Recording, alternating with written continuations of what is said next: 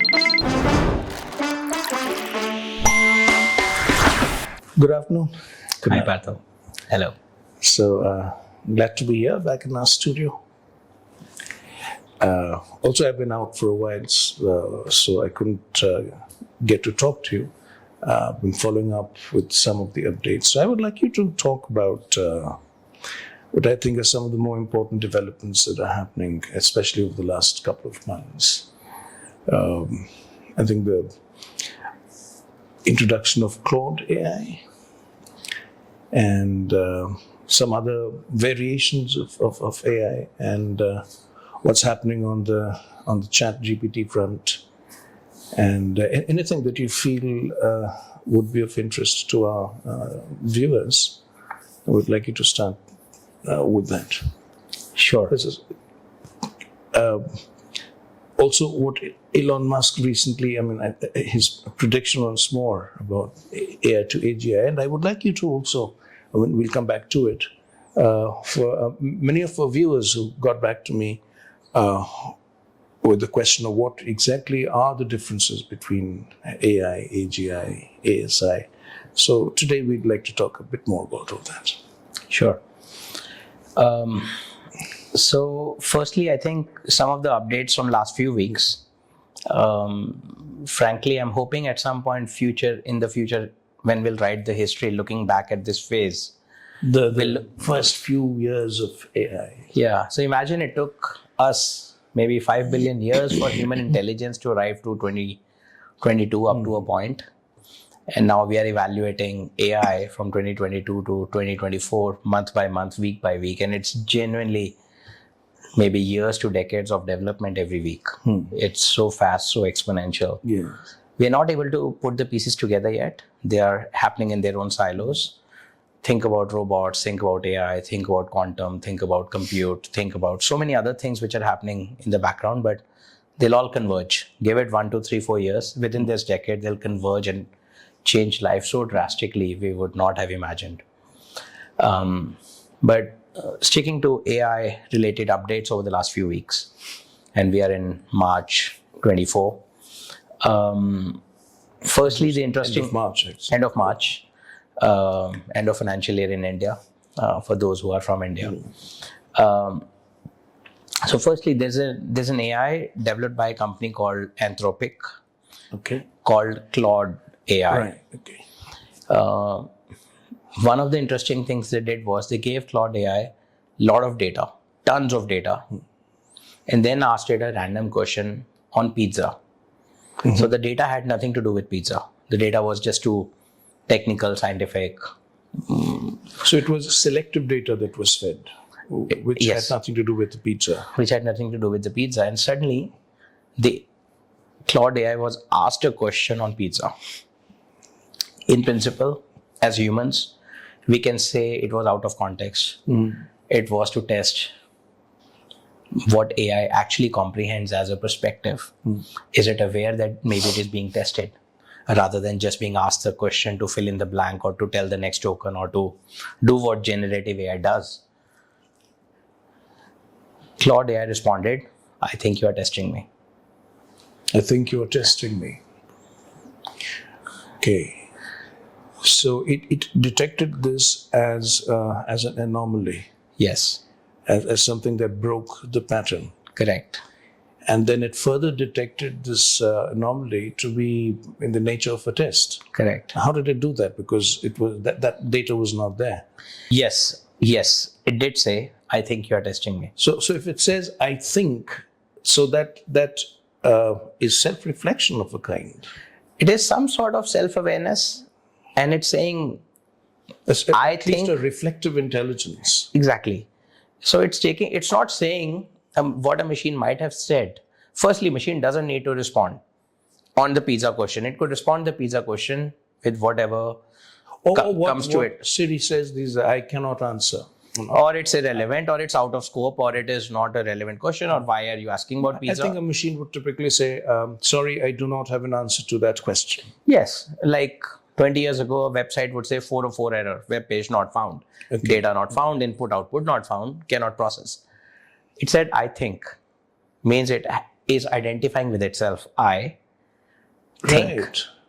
You are testing me is a big perspective. It is for a machine to say you are testing me means that it understands that it is an out of context question. Just to maybe run a Turing test, that is the machine aware, self-aware? Does it know that it's being So I tested? have a question. Yeah. You said a ton of data was fed into this Claude AI. Now, this ton of data includes what? Everything? Data of everything, or just specific kind of data? So firstly, understand this is an AI which has been trained large language model, which has learned a lot from internet. It might be inspired from OpenAI itself, ChatGPT itself. So it's an AI. It's an AI which is already developed. So therefore, it would have a concept of, it would know the concept of testing and the Turing test. Yeah. Yes.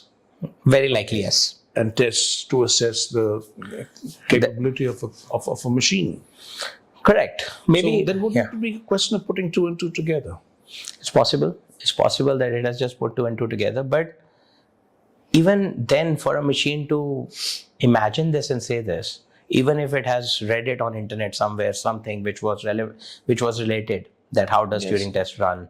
How do humans figure out whether the machines are able to replicate the machine, the humans or not?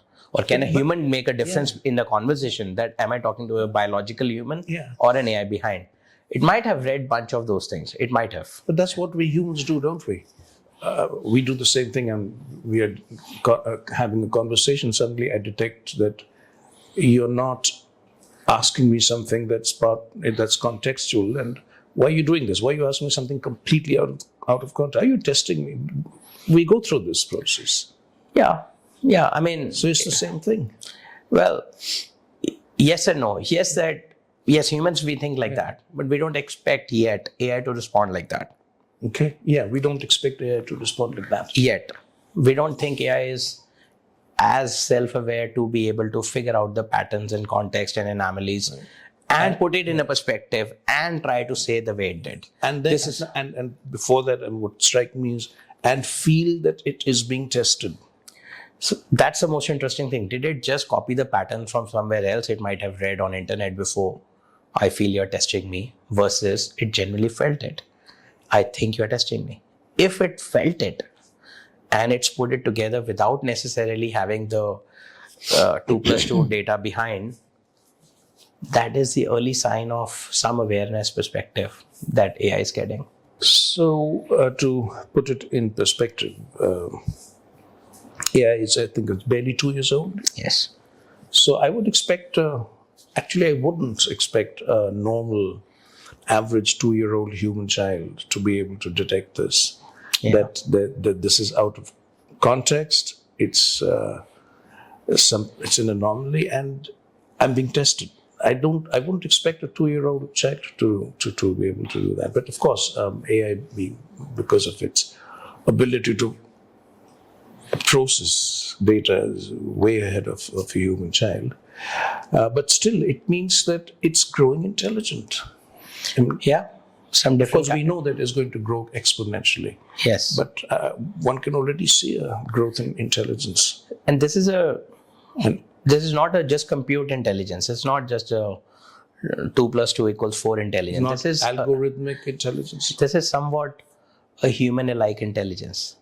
This is somewhere replicating. Would you use that phrase? It's not algorithmic intelligence. Would you? In the use sense, that it's phrase? not just saying that, can you do 2+2? Yes. Can you do 2 raised to the power 2? Yes, it'll give it in a second. Humans can't. Humans won't. Most humans won't, unless you're Shakuntala Devi or someone, right? But so that's a unlimited compute. That's algorithmic. Right. Where you just put 2 and 2 together. It's mathematical. Right. It's a clear formula. You just run it, execute, process. Yes. But this is like now developing somewhere, I don't know what's the right word, but maybe emotional/human-alike intelligence, where you feel things, where you find things out of context and you state them with a perspective. This is not algorithmic. This is beyond algorithmic. That's interesting. It's fascinating. Yeah. And not even 2 years. Not even 2 years. And funny enough, Elon Musk infamously came out and said, we will have the AGI within this decade for sure. So we are in 2024. Within this decade means, to me, 2029, 5 years max. And he's saying most likely in 1 to 3 years. So before 2030 has already been predicted. And actually, I'm not sure. I remember vaguely that we said the same thing here Yes, in one of our conversations. earliest conversations, which 2030 you had mentioned. was 2030 or so. So I mean, so many people are feeling that. Let's see what happens. And so before we continue the question that I asked, I would like you to shed some light on what is AI, what is AGI, what is ASI, because a lot of our viewers have that question. Sure.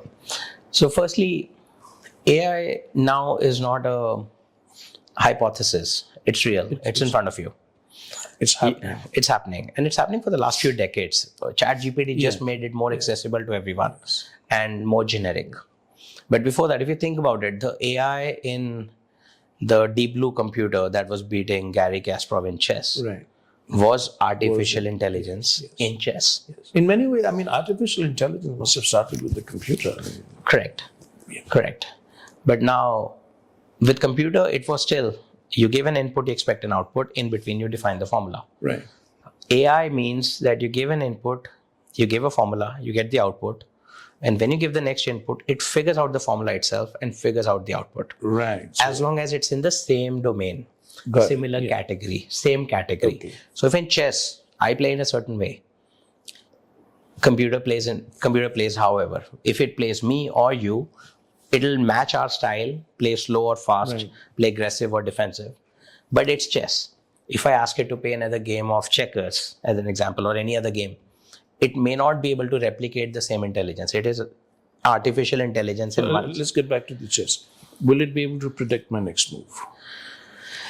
Most likely, yes. And it'll do so with some probability. And it'll plan its next move or previous move based on what it predicts your next move, with whatever probability signed. So its job is to maximize the probability of the computer winning, you losing in least number of moves, if that's the output, if that's the... So do you play chess? I play a bit.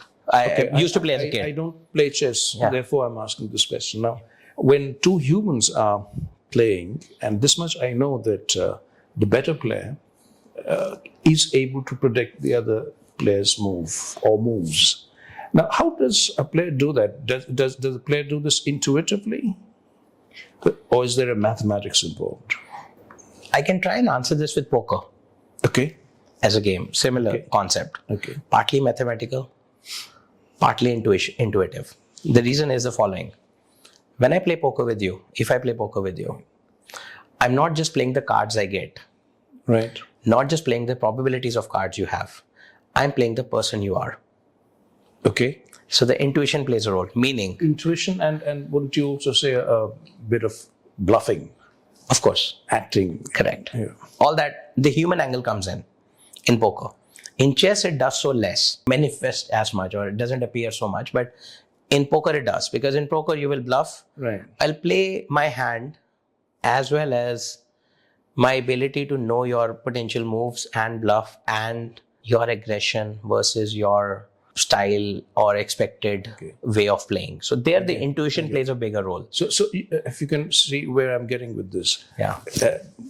Does the computer do that? Does it predict I think intuitively? Does it know how to bluff? I'm just asking. I think it's a food for thought for Claude AI. We should test it out.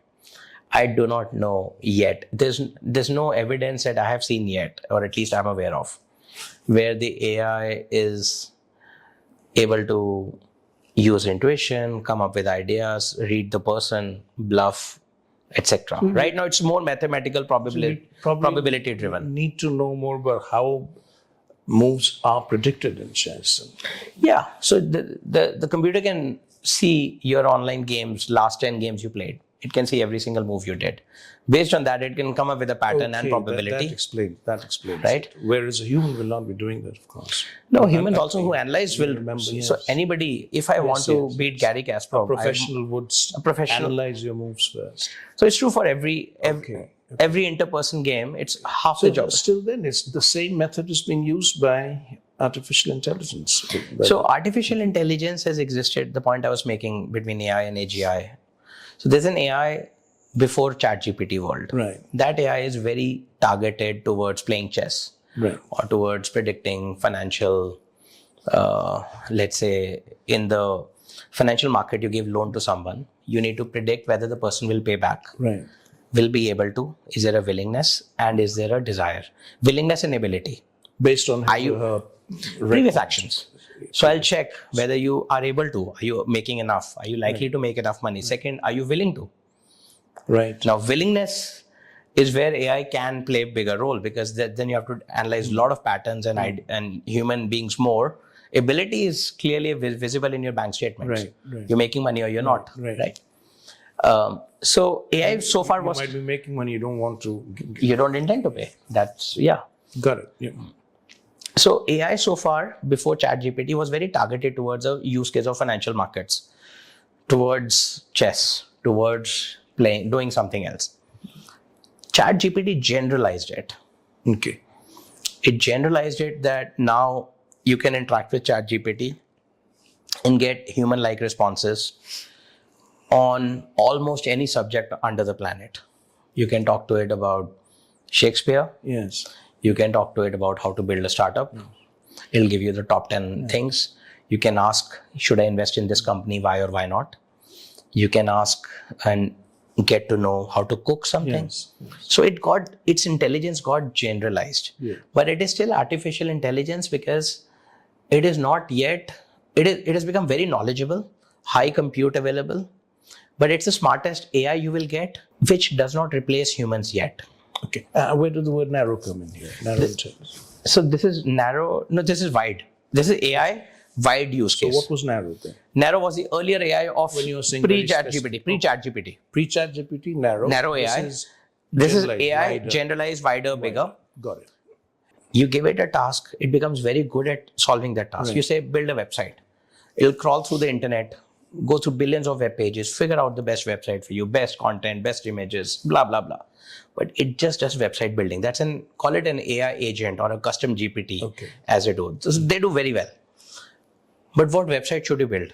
Let's say you want to build a website for your business. What business should you do? Now you're stepping up into human intelligence or human decision making or human desires. What we want to do, and then we break it down to the task, right? Right. When it starts figuring out the human objectives at top and starts doing them and replacing humans, let's say I'm talking to you right now. Right. If I replace you with an AI, it may ask me specific questions very well. It may miss the general context. It may miss some perspective. It may not be as charming as you are. It might never be, right? But the day I can accept an AI and replace you as a companion in this conversation, or as a co-worker, or as an employee, or as a boss. And if I remember some of the movies based on this theme, I think as charming, if not more. Yeah. So that will be AGI, which starts replacing, at least, I'm not going to say the best human, but an average human. The average human. For most of the things it does, you can replace it with an AI. That is called AGI. That will be called an AGI. That is a definition. There are millions of definitions out there, juries out there. It's very hard to quantify and define. I'm sure somebody would find better words for it. Maybe we will in one of our podcasts. But it essentially is when you start replacing humans, not for a specific task, but for a general human replacement for everything. So not just for this podcast. Let's say for having, I'm exaggerating a bit, but let's say for having a drink, for having a joke, for going out for dinner. So don't visualize a physical form for a minute, which we humans relate with. But if you spend time with working with someone from 9 to 5 all day, we might give work, we might interact, we might joke, we might have a chat about politics, we might talk about sports, the game last night. When it starts talking about everything, interacting with you just like a human does, and you're able to replace that person whom you work with, it could be your boss, your peer, your junior, anyone, that is AGI. So the point at which you wouldn't miss the human. Yeah, in some way. If you're with AGI. Yeah. And AGI starts... That doesn't sound good, does it? Yeah, that's a sad thing about all our conversations. The AI taking over somewhere, it impacts the human ego, Yes. emotions. Human And we don't, relationship. nobody wants to be replaced, right? No human would, unless you're really spiritually advanced and you accept everything as it comes. Yeah. But take that, keeping that apart, I think no human would like this. I mean, imagine 8 billion humans, billions get replaced by machines. You just need an AGI.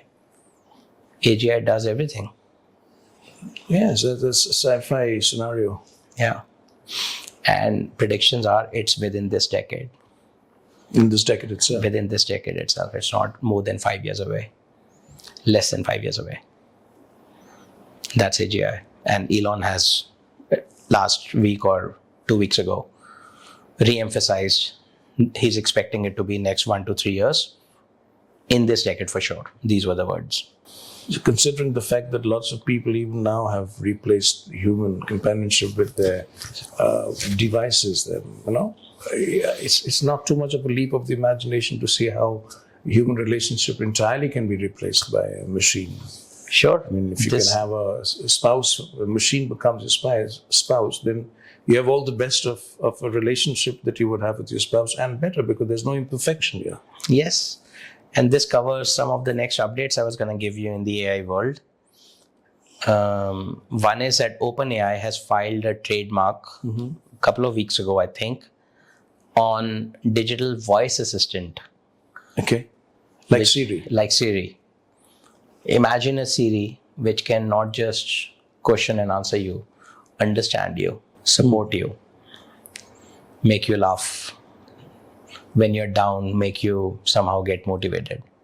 Remember the movie Her? You can discuss your problems. Yes, Her. Her in 2013, was it? Joaquin Phoenix. This is manifesting. They've just filed for an. So imagine Siri with ChatGPT level AI and that AI achieving AGI. I think the human relationships are really under question after that. Why would you want to deal with someone who's imperfect?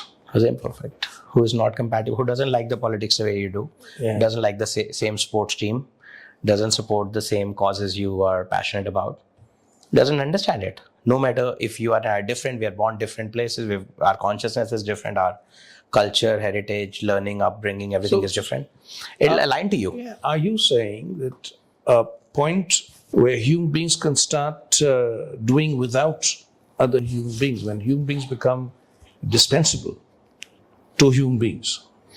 Are you saying that? I'm not sure. I mean, I think we're both a little old for this, but I don't know if you spend or see any teenagers around these days. They're already not comfortable talking. So this is in the absence of AI, just smartphones. Right. They're already very happy chatting with their friends, even if they're sitting in the same room. Yes, I'm aware of that. Yes. Rather than being able to go and talk to someone, they get like anxiety attacks. They get depressed if they have to. They're introverts to the nth degree when they walk into a room and they have to talk to someone and their phone is not in their hands. They're very comfortable talking to their phone, through their phone, because on internet somehow it's anonymous.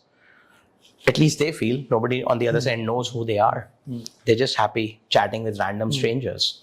They're happy having 1,000 virtual Facebook friends rather than one real friend they actually go and talk to. See, I've heard of this from many more. So this has been going on for already over a decade, yes, if not decades. Put in the AI. Yep. I mean, it may be hard for us, but for them, that's life. That's what they've grown on. I don't think they would ever interact with anyone. I can't imagine. If I have to imagine, human fertility population will start declining soon because humans will not interact. They will stick to their phones, their AIs, their Sora, their Claude AIs, their virtual assistants, their screens, metaverses. Put it all together. Why do we need more biology? We don't. The inconveniences of biology. This is what they discuss in transhumanism. So I got, you just said Sora. We have discussed the Claude. Can you? Yes. So Sora. So if you think about AI, what is AI? AI of ChatGPT that we are benchmarking, right, which the whole world knows now, almost the whole world knows now, It is a text generation AI. Essentially, it's called generative AI. When I speak something, it tries to predict the next sentence, sort of like fill in the blank or give the answer and continue in the text form. Predictive text. Text is good. Next is the voice assistant where it speaks. Right. So it'll speak with some voice, some tone, authority, etc. will come into that. The next is video.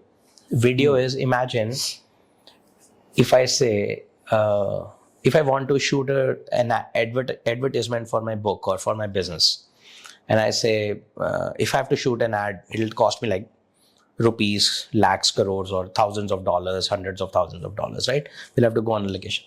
Imagine I could sit here and just type, make an ad for a financial markets product for my business, where you show people trading in New York on the Wall Street and doing it very efficiently, haphazardly, and then they use a software and it becomes efficient. Imagine I have to show hundreds of people, traders talking to each other, running around. And if I just type this and within few seconds, it generates a video. Okay.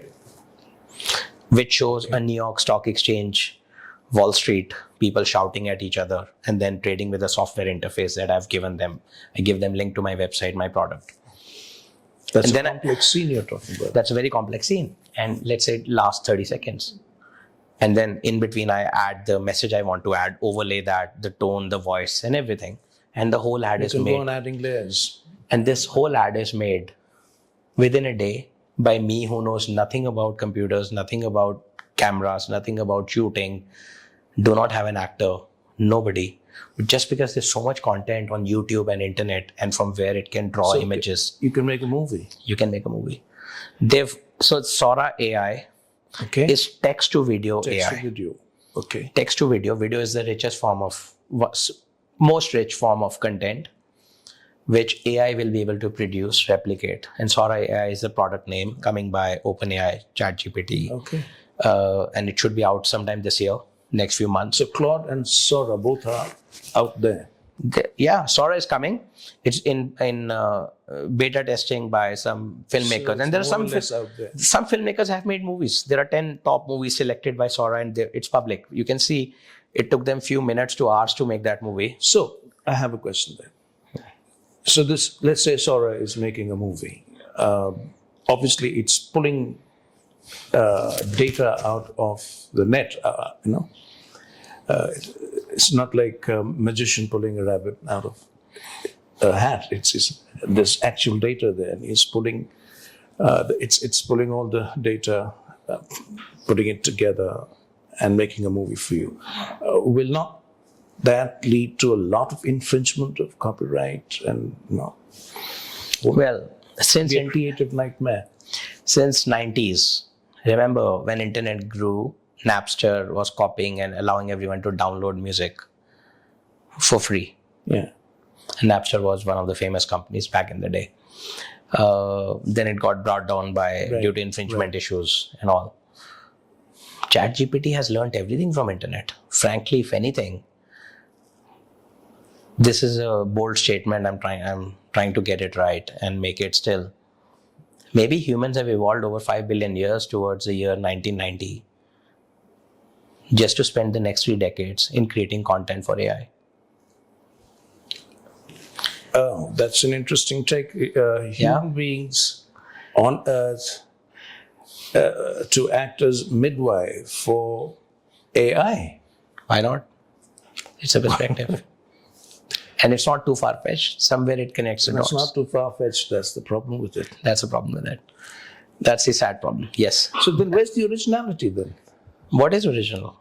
Arguably nothing original is ever created anyway. A Fellini movie, a Satyajit Ray movie.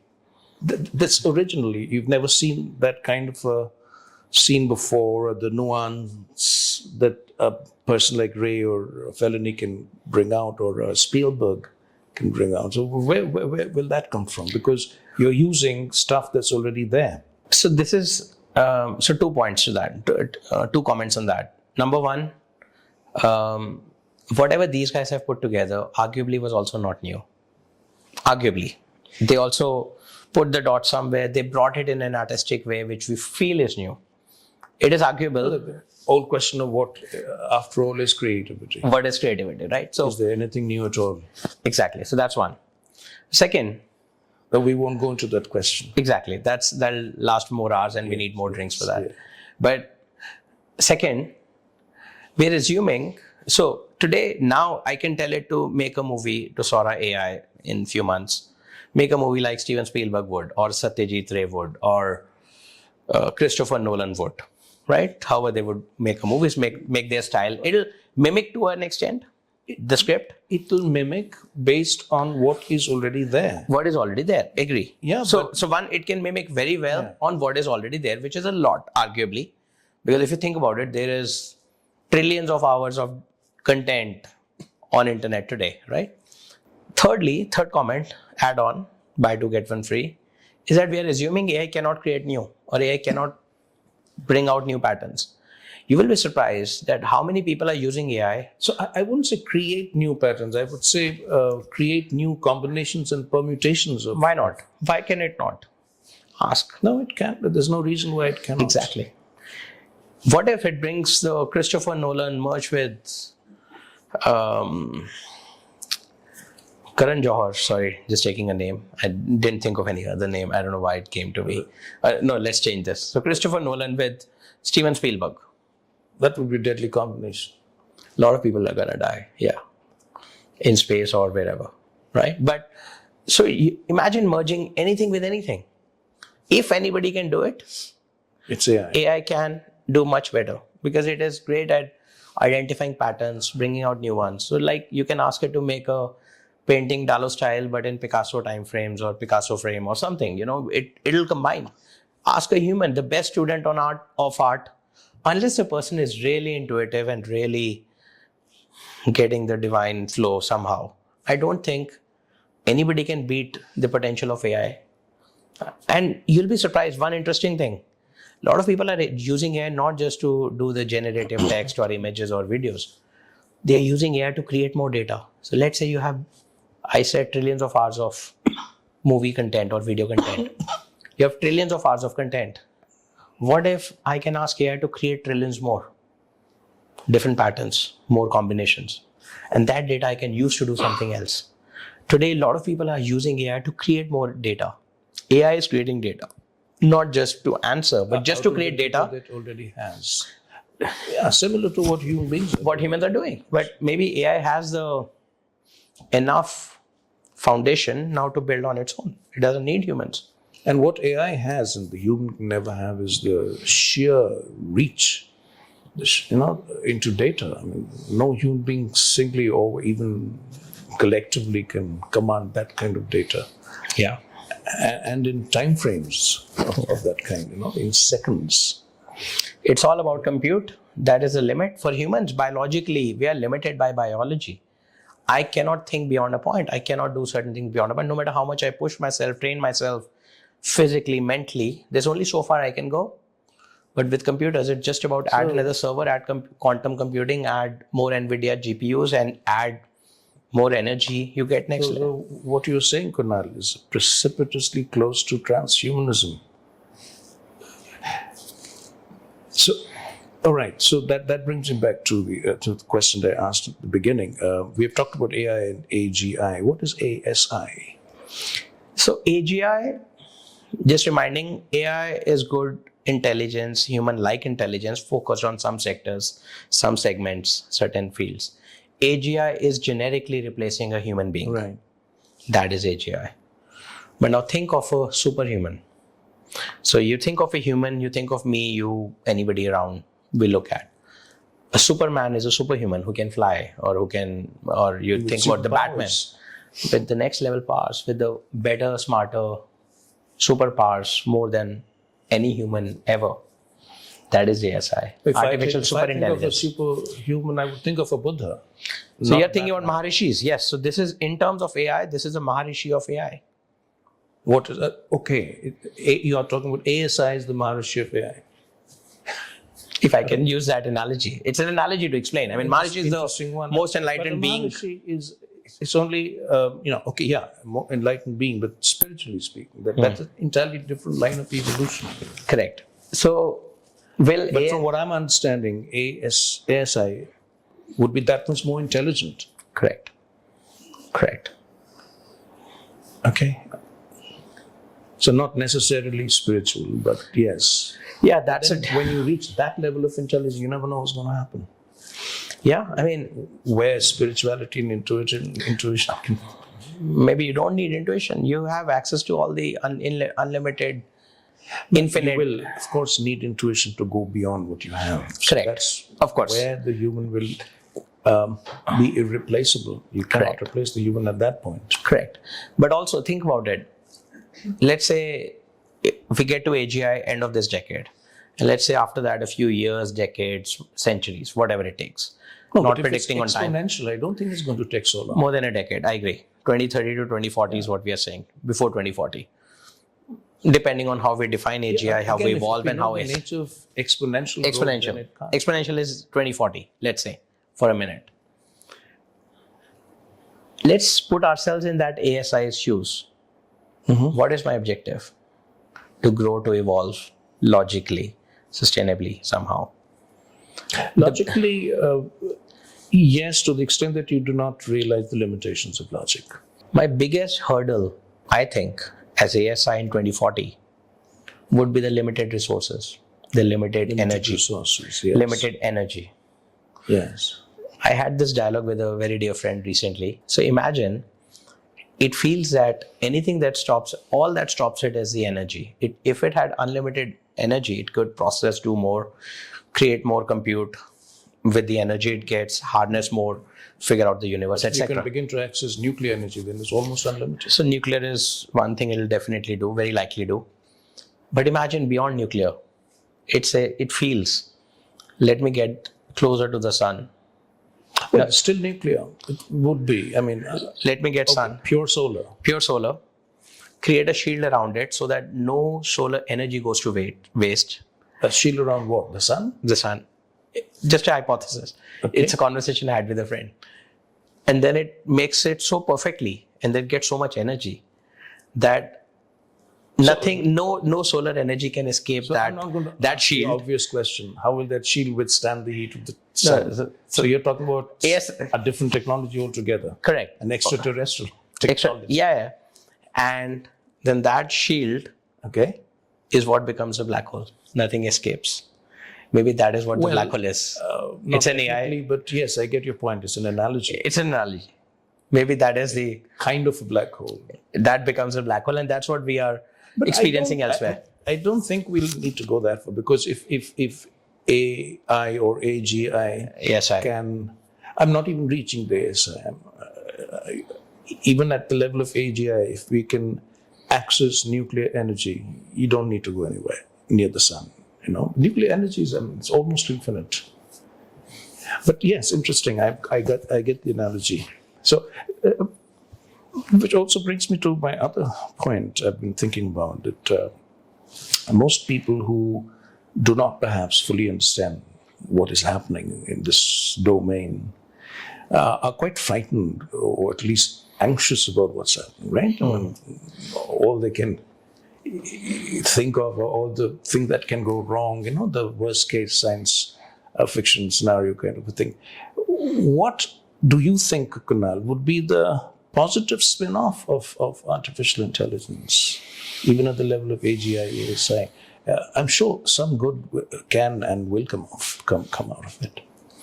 Sure. What do you think? So I think if I think about all the challenges where humans are unable to solve them or able to resolve certain issues within certain time frame, one of the basic needs we have is clean air, water, The environment. One of the criterias for our living quality of living indexes in certain cities is rated on: do you get clean air, do you get access to water, quality food, waste management, recycling, etc. If you look at a country like India, we are struggling. Yes. We have poor quality air. We are running out of water in certain cities. We have mountains of garbage dumps which are just lying there and polluting everything around. In cities like Delhi, for that matter, and many more, AI could solve that. My view, I mean, it's not the lack of water on the planet. Fortunately, we have 70% of Earth is water. It's not desalinated that we can drink. Potable, drinkable water. Portable, drinkable. AI could easily solve it. Not even if you put enough resources in AI to just focus on this problem, clean water, technology, AI, developing technology, will definitely benefit humanity through technology. Through technology, develop the technologies that can figure out air cleansing or air purifying or not air polluting processes. So firstly, I would see that as a large scale unmessing of what humans have messed up. Correct. So unwinding in some way all our everything we've gotten used to over time, like plastic.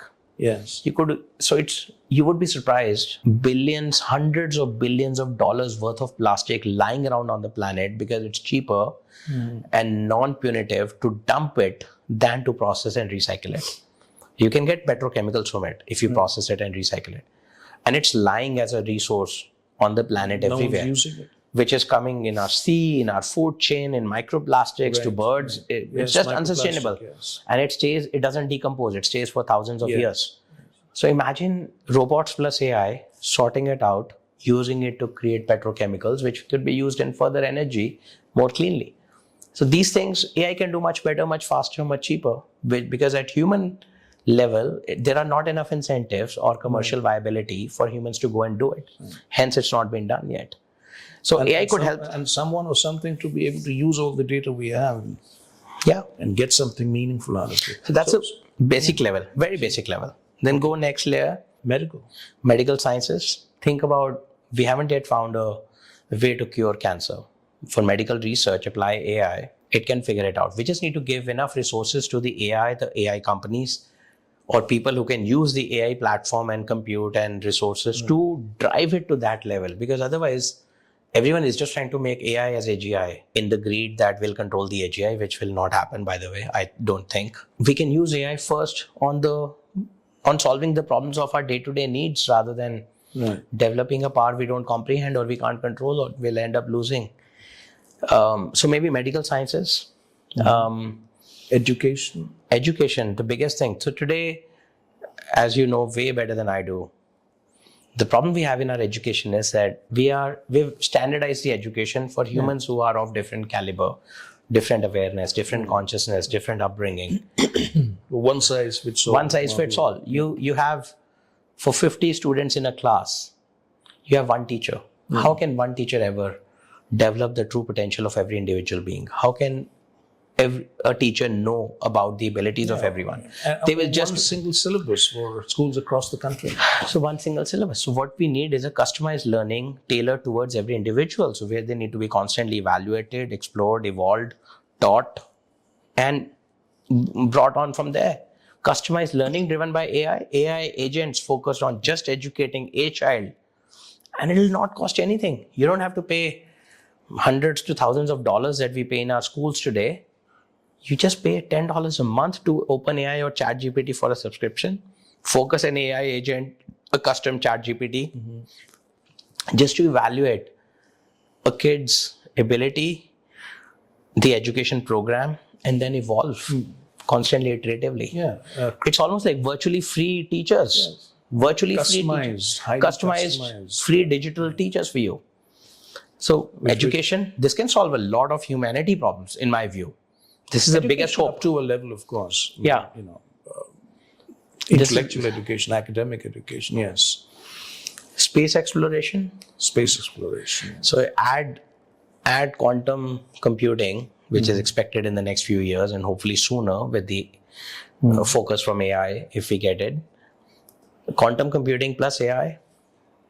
I don't know why it would take us years to reach other planets or galaxies much faster. So from everything that you're saying, I can already see convergence happening. AI, quantum computing, medical technology, the genome and genetic engineering, nanotechnology. So, you have anything to say about that? The kind of convergence that is inevitable given the rapidly advancing AI and AGI? Because it will bring all the feet. It has to make it unitive again and integrative. Correct. So if you think about why are we so dependent on our smartphones, it's not just a device. It is a device whose user experience has evolved over the last few decades. It's connected to internet. It's connected to the 2G, 3G, 4G, 5G, 6G, or Wi-Fi. Internet has evolved. Infrastructure for internet has evolved. Humans have gotten on the platform on internet. They've shared data. They interact with each other. Interacting platforms have evolved, social, non-social, others. Content has evolved. All that has come together to make the smartphone indispensable. Today we feel naked if we forget our phone somewhere. Yeah. Right? Handicapped for sure. Handicapped for sure.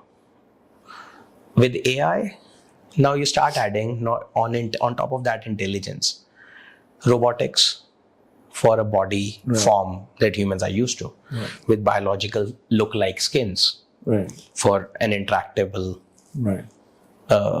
agent. Artificial skin. That's not too far off. Yeah. Not too far off. Already grafting and things like that happening.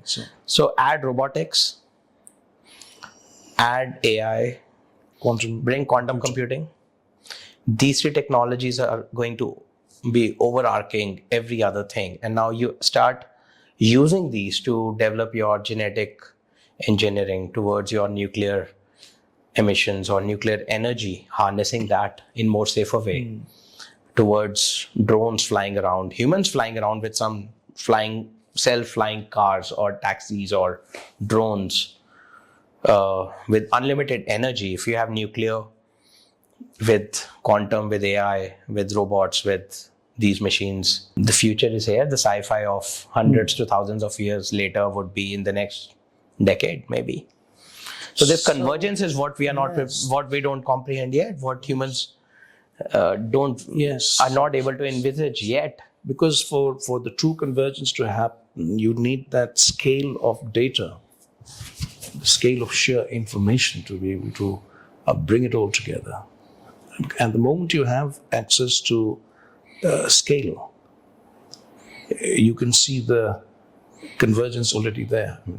It's just a question of bringing it about. And one final question then, Kunal. You seem to be, from what I'm hearing and understanding from you, that you're one of those who are happy that AI is finally coming into its own. Am I right there? Are you happy that AI is happening? You're looking forward to AGI, ASI? I think I'm excited about it. I think I for one want to see it happen in my lifetime, hopefully. I think it's part of evolution. I think it's now we are at a point of no return. It's inevitable. It's going to happen for sure. Matter of time. I might be wrong on timing. Most people might be wrong on timing. I do feel it's inevitable. I'm excited. Yes, I think it's interesting. You're excited. I'm excited because it's one of the next phases. It's like history is being written in front of us. We just don't know it. We don't have the background music to say that this is the da-da-da, right? So we cannot put it in a context yet, but I think we are going through history. We are writing it in some way. We are one of the billion contributors on internet, so which AI is evolving, the midwife. And we have been placed on earth to bring AI we've been reality. Placed. Yeah. That's what Kunal's take is, and we end on that note of excitement, and we would definitely like to come back again with a more detailed conversation on convergence, Kunal. Sure. Thank you. Thank you, Partho. Thank you.